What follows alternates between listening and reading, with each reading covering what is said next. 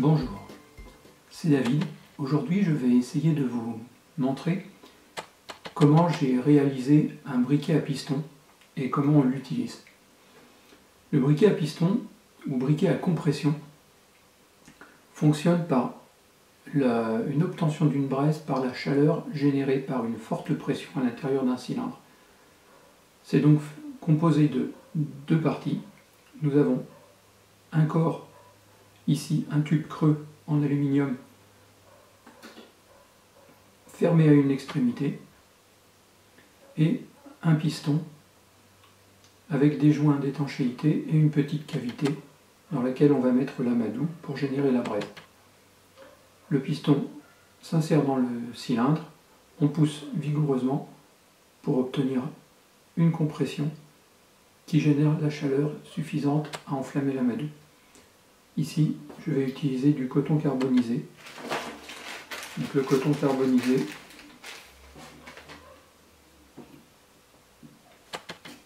on prend un peu de coton carbonisé qu'on vient mettre dans la cavité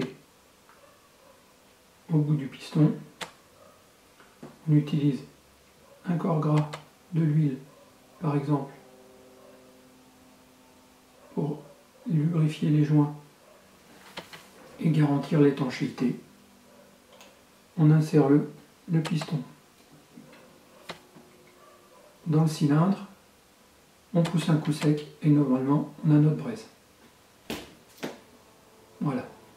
Je ne sais pas si vous voyez, ça fume, c'est plutôt bon signe. Voilà, j'ai obtenu une braise en 1 seconde grâce au piston. Maintenant, je vais vous montrer comment j'ai réalisé ce briquet. Pour réaliser ce briquet, il a fallu assez peu de matériaux.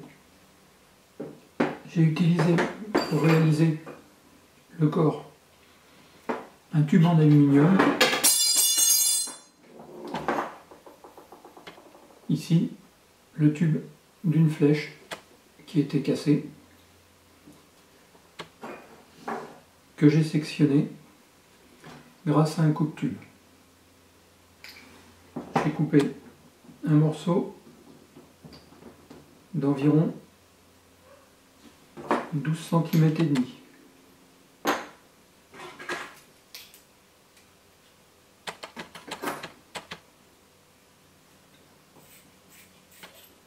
L'aluminium de flèche étant très fin, ça se coupe très facilement avec un simple coupe-tube. Hop, voilà. Une fois que j'ai obtenu ce tube, je l'ébarbe.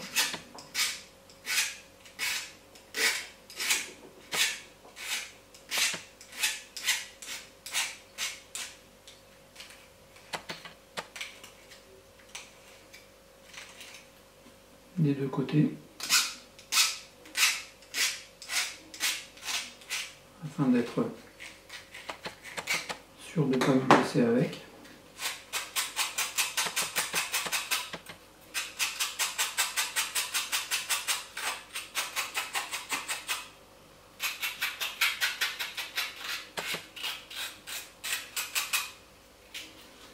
D'un côté, je les base légèrement à l'intérieur en mangeant bien les bavures. De l'autre côté, je vais devoir obstruer le passage de l'air pour que la compression soit complète. Et pour ça, je vais utiliser une résine bicomposant. Ici, une résine métal. On va pas faire de marque. On va pas faire de publicité à la marque. C'est pas nécessaire. Ce n'est pas le but de la vidéo. Et cette résine, on l'utilise de la façon suivante.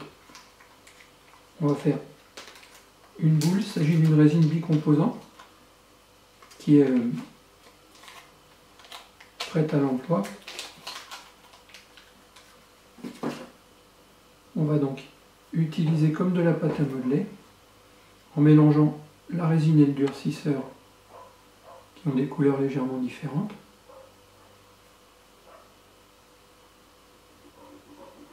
Ça s'utilise exactement comme de la pâte à modeler, l'essentiel étant d'obtenir un amalgame homogène. Quand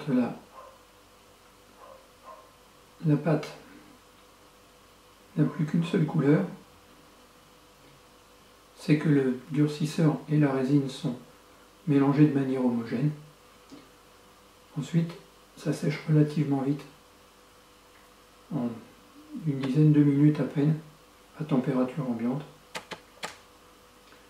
Donc, voilà, notre résine est prête. Pour boucher le trou, je vais utiliser mon futur piston, je l'emmène au bout, je garde un espace de 5 mm.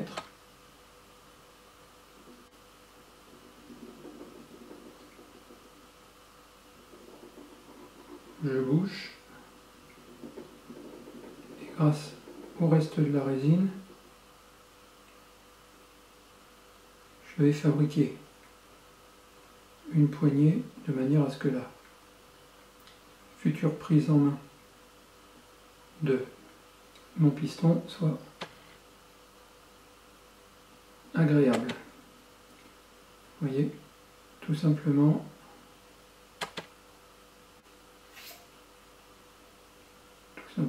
avec la résine, je crée une boule qui fera comme un pommeau et qui sera agréable à tenir. Voilà. Vous voyez,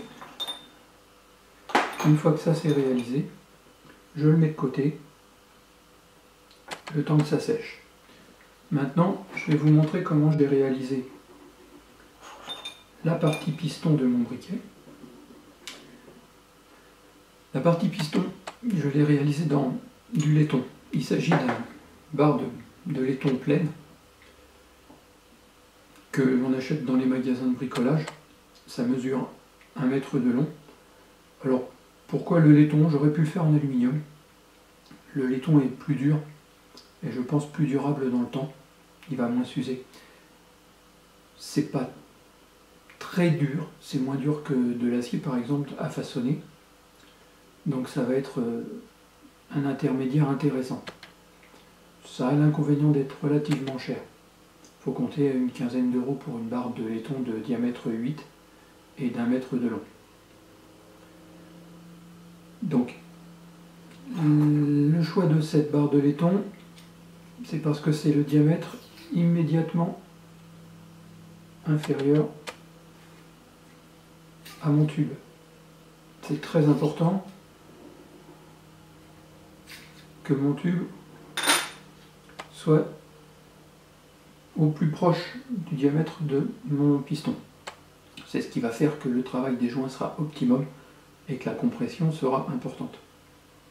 Ça, c'est vraiment crucial pour la réalisation du briquet à piston. Si jamais il y a trop de jeu, vous n'arriverez jamais à obtenir suffisamment de compression à l'intérieur. Donc il faut vraiment que ce soit au plus juste. Ensuite, les joints, eux, font le travail de complément. Comment réaliser notre piston? Tout d'abord, je vais creuser au bout de mon piston une cavité d'environ 3 mm, 3 mm, 3 mm et demi de creux, avec un foret de 6. Je fais ça à l'atelier et je reviens tout de suite. Voilà, le trou est percé. Alors, je n'ai pas réussi à me centrer parfaitement au milieu de la tige de laiton. Hein, la tige de laiton, dont je n'ai pas trop bien parlé d'ailleurs, qui fait 13 cm et demi de long. C'est important qu'elle soit plus longue que la chambre, parce que il va falloir lui mettre une poignée, et quand on arrivera en bout de course, il faut être sûr qu'il s'est créé une pression. Donc surtout, un bon centimètre et demi, voire 2 cm de plus, ça pose absolument aucun problème. Cette chambre, alors comme j'ai pas réussi à être très bien centré, je n'ai percé qu'à 5 mm et demi.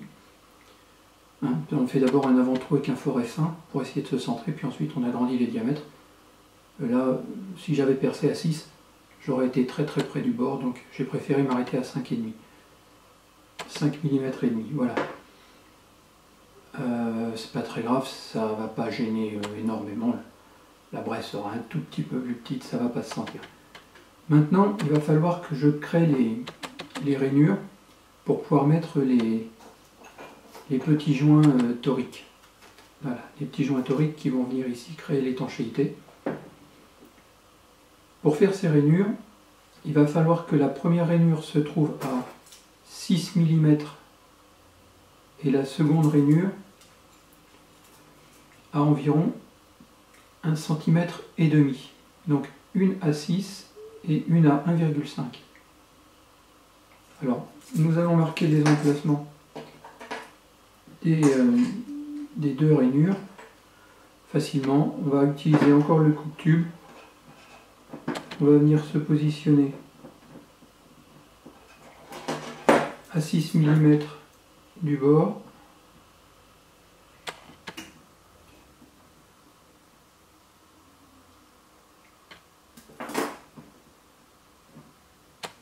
Comme ça. On tourne juste pour marquer l'emplacement.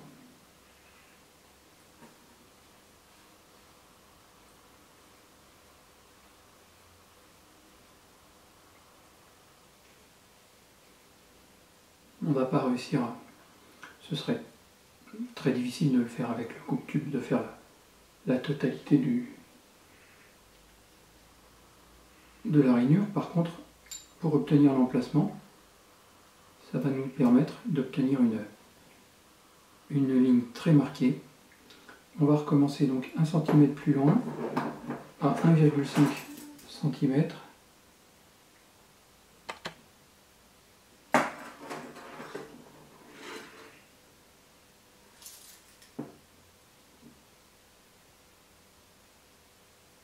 Voilà.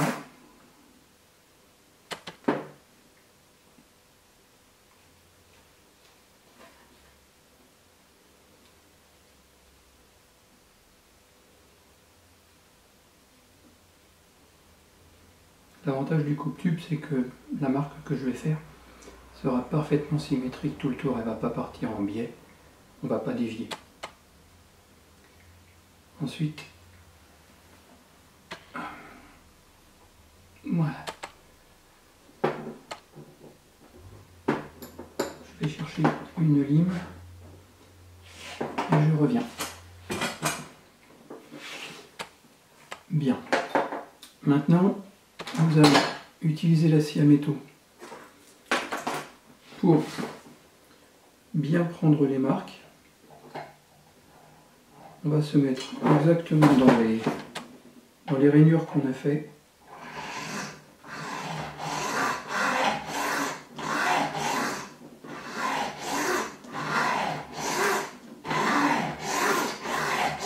Et grâce à la scie à métaux, on va créer deux gorges qu'on va ensuite agrandir à la ligne.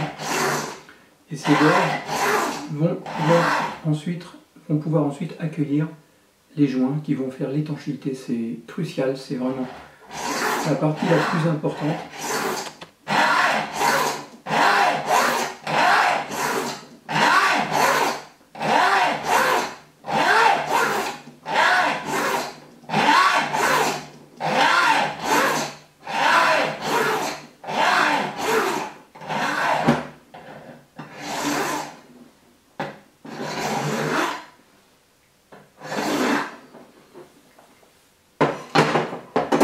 La taille et la profondeur des gorges que vous allez créer sera en fonction des joints toriques que vous aurez trouvés. Ici, j'ai des joints toriques qui font 1,9 mm de diamètre. Ils sont donc assez gros en diamètre, le diamètre, pas du, le diamètre du corps du joint, s'entend. Ils font une épaisseur de 1,9 mm. Ils font 8,7 mm de diamètre extérieur et 4,9 mm de diamètre intérieur. L'idéal aurait été de trouver des joints qui fassent exactement 8 mm. Il n'y en avait pas. J'ai pris cela, je les poncerai légèrement au papier abrasif de façon à retrouver exactement les 8 mm qui sont le diamètre intérieur du tube. Donc, une fois que j'ai marqué à la scie,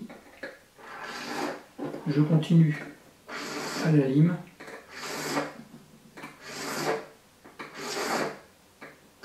de manière à créer une gorge qui va donc faire presque 2 mm de profondeur.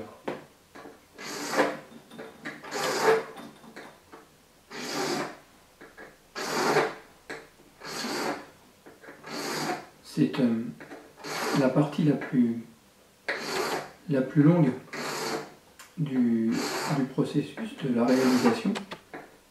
C'est également la plus importante. Elle doit être absolument nickel, car de l'étanchéité des joints va dépendre la réussite ou non de votre piston. Sans étanchéité, pas de compression.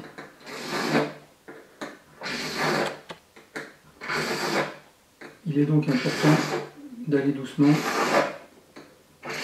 d'être très vigilant et très soigneux sur cette étape.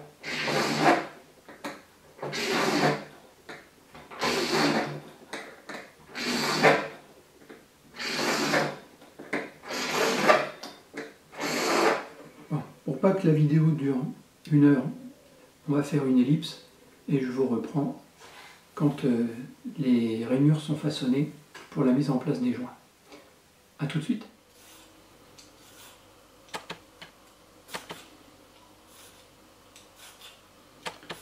Bon, voilà.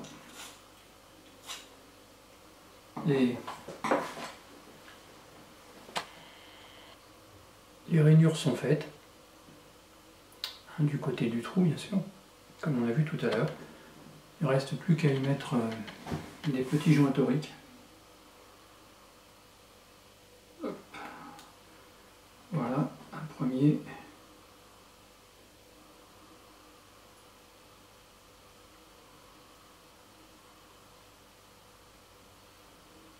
Et un deuxième. Voilà. Quand les joints sont en place, il va maintenant nous rester à faire une poignée. Pour faire cette poignée, j'ai choisi un petit bouton de tiroir, petite poignée de tiroir que j'ai percé au diamètre 8, hein, et que je vais coller avec une résine bicomposant, tout simplement. Donc pour ce faire, je mélange la résine et le durcisseur.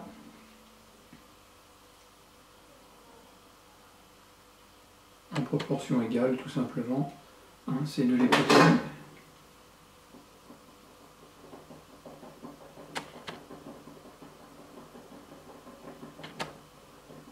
Quand c'est mélangé,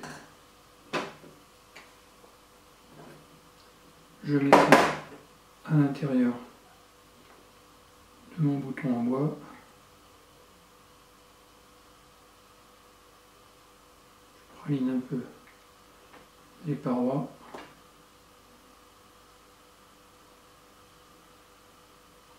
Il ne faut pas beaucoup.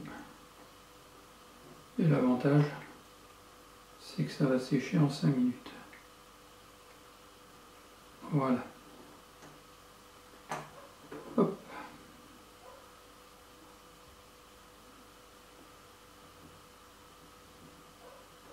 Là, on ramasse l'excédent.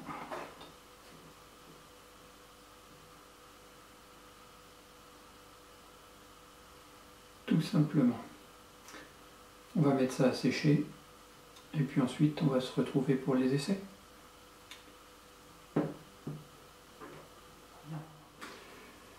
Comme je vous l'ai dit tout à l'heure, Le diamètre de mes joints étant légèrement supérieur à 8 mm, je vais devoir ajuster leur diamètre au plus près grâce à de la toile ébriée, du papier de verre.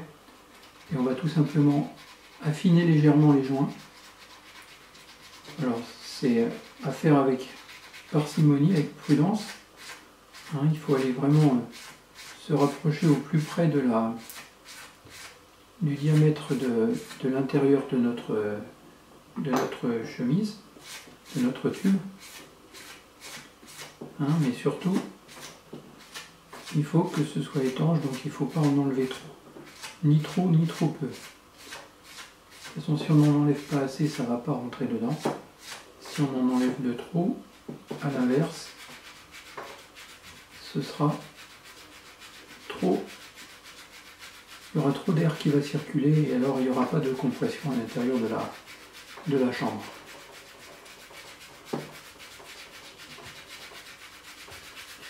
Donc on ponce les joints doucement et on vérifie régulièrement pour voir où on en est. Encore un peu.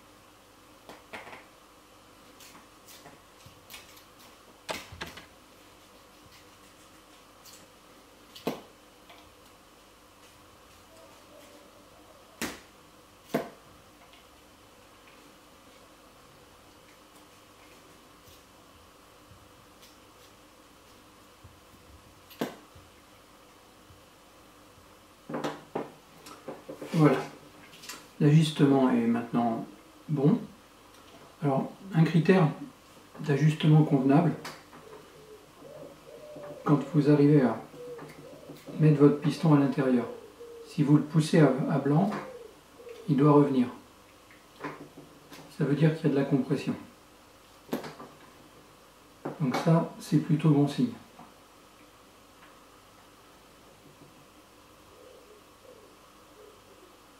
Une goutte d'huile.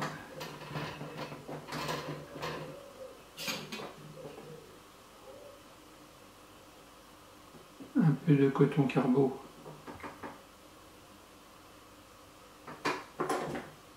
Au bout.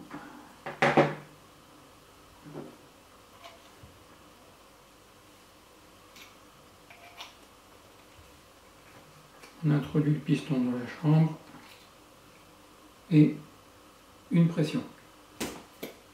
Voilà.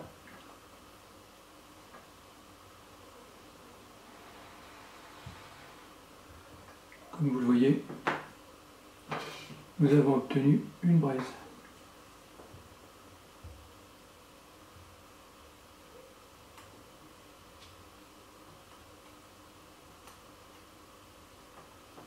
C'est aussi simple que ça.